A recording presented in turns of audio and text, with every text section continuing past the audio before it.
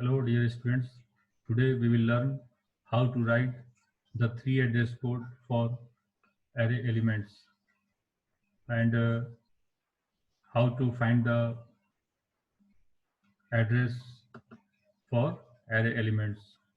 So array is the collection of similar types of elements and array elements can be accessed quickly if the elements are stored in a block of consecutive locations. This array can be one-dimensional or it can be multi-dimensional. So for the one-dimensional array, if the width of each array element is W, then the ith element of array capital A begins in location. Here W represent the size of type. So if we declare the array, then this array has the type, this may be integer and this may be float. So this W depend on the size of the type of array. So this is the expression, mathematical expression through which we can access the address of element. So base plus I minus low multiply W. This is the mathematical expression. If we here I represent the element, so which element you have to access. Low is the lower bound of subscript. Base is the relative address of the storage allocated for array. So if you rewrite this mathematical expression, then you will get I multiply W plus base minus low multiply W. So here I is the ith element of the array and W is the width and base is the relative address of the storage allocated for memory and low is the lower bound of subscript. So in this expression base minus low multiply W, this expression, this term you can consider as a constant because this term, the address for this term calculated at the compilation time. So when we compile the programs, then the address of the declaration of array has been computed and this is stored in the C. C is saved in the symbol table entry for capital A. Here capital A is the array and C we suppose as a constant, any constant, and which has the value of base minus low multiply W. Relative address of capital A I is obtained by adding I multiply W to C. So here you can see here this relative address computed at the compile time and after the computation of the value, so here we supposed the C for this term and this C is added to I multiply W. So here I am saying relative address of AI is obtained by adding I multiply W to C. So C is nothing but this is base minus low multiply W. So three address code for AI. Here AI is the one-dimensional array.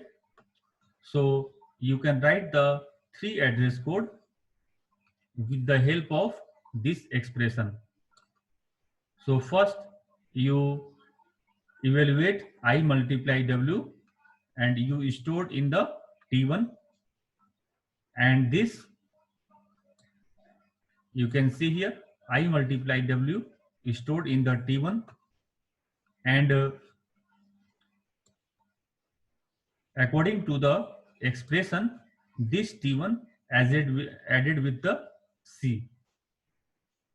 So here you can see the second line. So base multiply W multiply low. This is the relative address for capital A. So this is the constant C. So this is the A. Here A is the array name and plus T1. So T2 is equal to C plus T1. You can see here we have to add I multiply W to C. So for the three address code for this statement, we can write like this. A subscript, inside the subscript we write T1 and this assigned to the T2. It means T2 is equal to base minus low multiply W plus T1, and here this expression is the C. So T2 is equal to C plus T1, and this expression we have to write like this. So this is the three address code for one-dimensional array. Now we have multi-dimensional array, and two-dimensional array is the multi-dimensional array. So this is the basic concept for two-dimensional array. Here 1, 1 represent the first row first column, 1, 2 first row second column, 1, 3 first row third column, first row fourth column.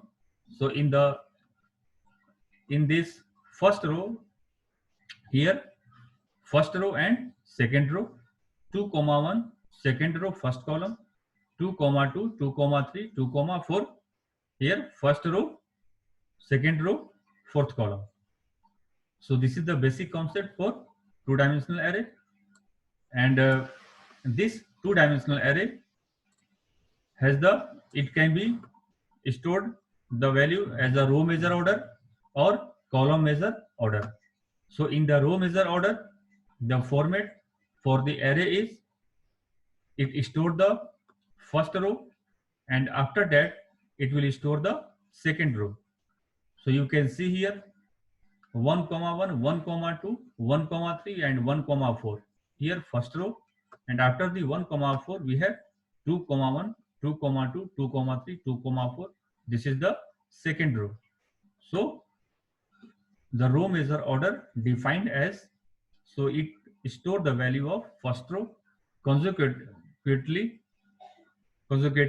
it will store the second row after third row and nth row.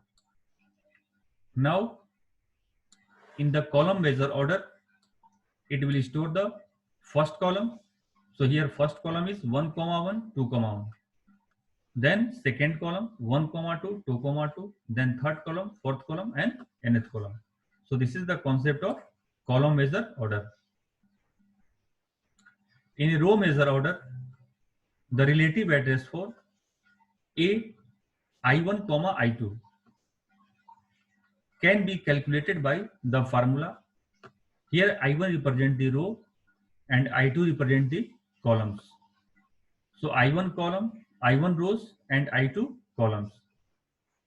So this two-dimensional array can be calculated by the relative address for two-dimensional array can be calculated by the formula, and the formula is base plus I minus low 1 inside the bracket multiply into plus I2 minus low 2, and this is here opening curly braces and here closing opening parenthesis and closing parenthesis multiply W.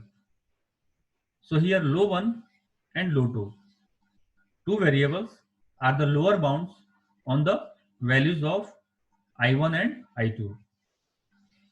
Here N2 is the number of values that I2 can take. So when we rewrite this expression, then we will get I1 multiply N2 plus I2 multiply W plus, here we have opening parenthesis, closing parenthesis, and inside this we will get base minus here low 1 multiply N2 plus low 2, and you close the inside the bracket this expression multiply W. So this expression we will get with the help of this expression. So here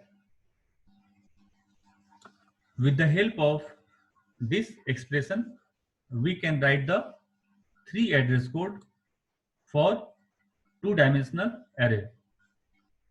So suppose we have x is equal to a, I1 comma I2, and we taking the example a is 10 cross 20, means I1 is equal to 10 and I2 is equal to 20. So 10 rows and 20 column. Array with low 1 is equal to low 2 is equal to 1.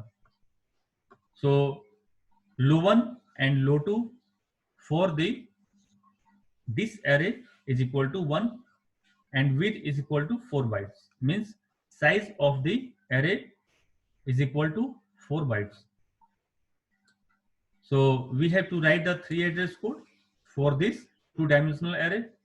Now you can take the help for this expression. So according to this expression, here you can see I1 multiply N2. So what is the N2? So here N1 is row and N2 is column. So N1 is equal to 10 and N2 is equal to 20.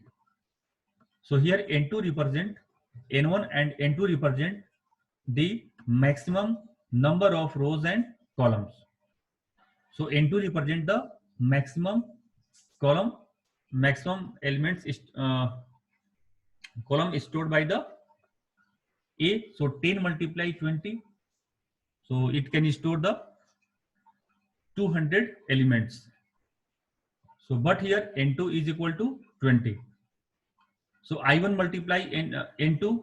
So here for this example we have N2 is 20. So T1 is equal to I1 multiply 20. We write the 3 address code for this expression. And now we have to add this term to the I2. So T1 is equal to T1 plus I2. Now this is the constant term, base minus low 1 multiply N2 for low 2 multiply W. As you have seen in the 1D array, we have also C. So here we suppose that this term is equal to C.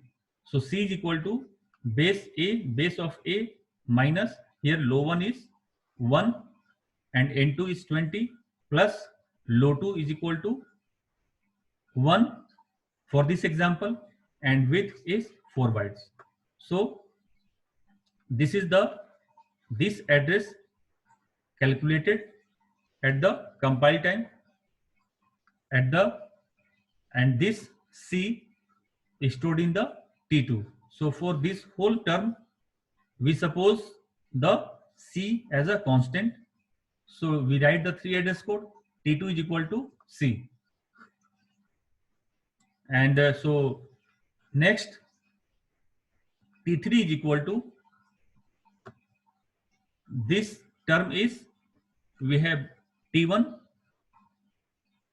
and now W is 4 for this example. So T3 is equal to T1 multiply 4, and you know we have to add this term with this term, and we have this, the value for this term is T3 and T3 added to the C, but here C assigned to the T2. So we have to write the 3 address code T2 subscript T3 because this T3 added to the C. So the meaning of this expression is this T3 added to the C, and here C is T2 and we have to write the T3 in the subscript. So T2 subscript T3, and this assigned to the T4, and this T4 assigned to the X. So X is equal to T4. So this is the 3 address code for 2D array. Thank you.